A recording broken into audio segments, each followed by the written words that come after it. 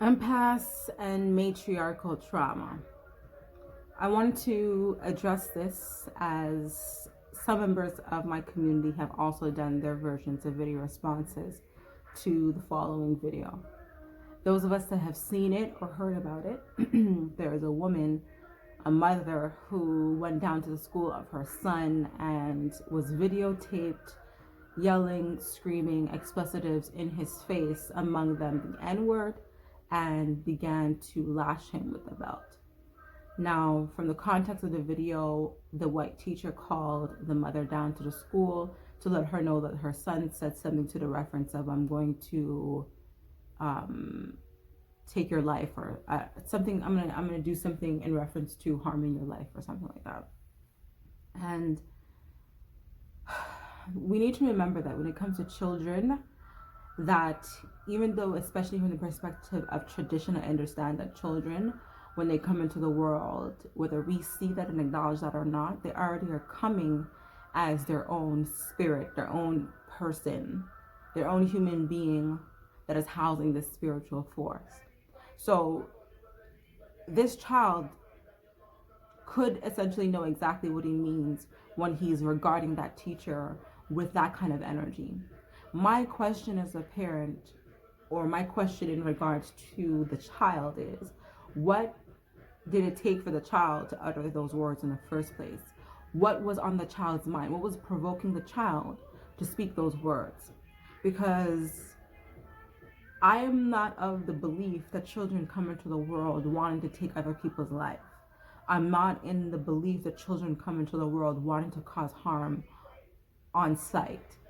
It is my understanding that when children start to develop the fact that they want to cause harm to those around them, especially the adults, is because they have been provoked to a point that they understand that they need to eliminate the provocateur, the problem, the antagonist.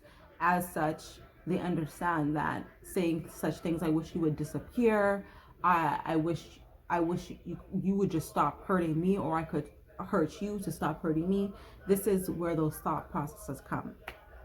What also popped up for me was, I noticed that in our community we love to put on a show for the white fragility aspects of the community. So we will go to the point of self-abusing ourselves and abusing those around us in order to show that we are the pit bull, the dog, the gatekeeper for white fragility.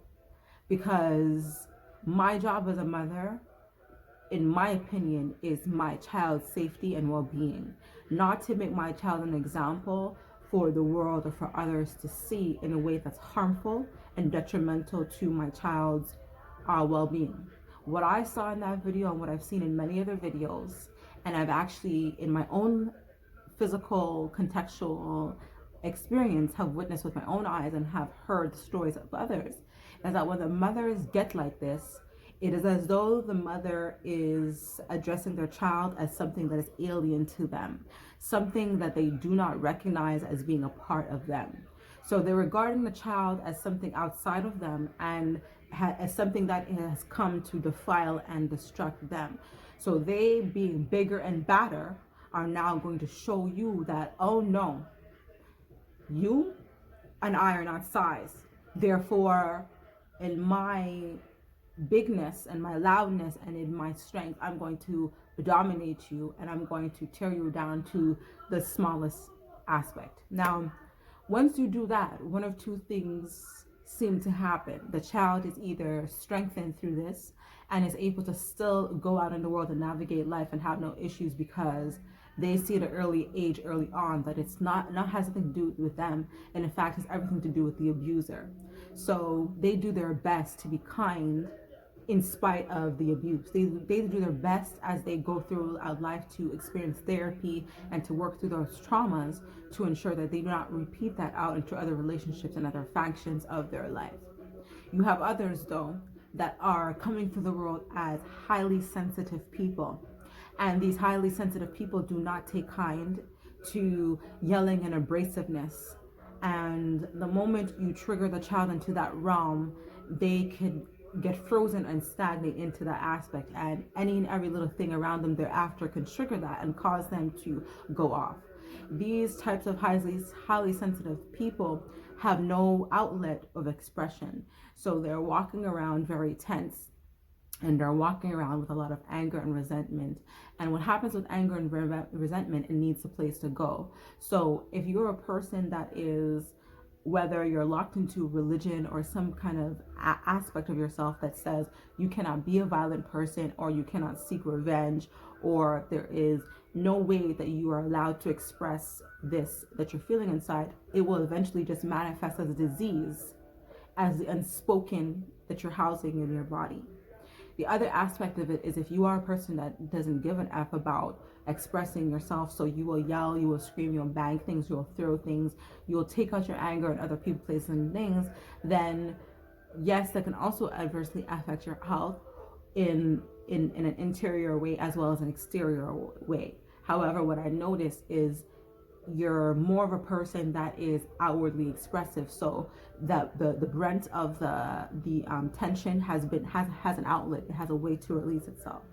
So this little boy and these children that are growing up within this matriarchal trauma, we then wonder why Black men say to themselves they do not want to date Black women, because they've been surrounded all of their lives by these kinds of Black women who don't know themselves, and acting from their broken places, and then putting that off on their children, who are then reliving that brokenness out into everything that they do. So they choose broken partners, or they choose partners out of cultures that have nothing to do with their own culture, in order to wash away or dilute or to transmute the kind of culture that they were brought up into.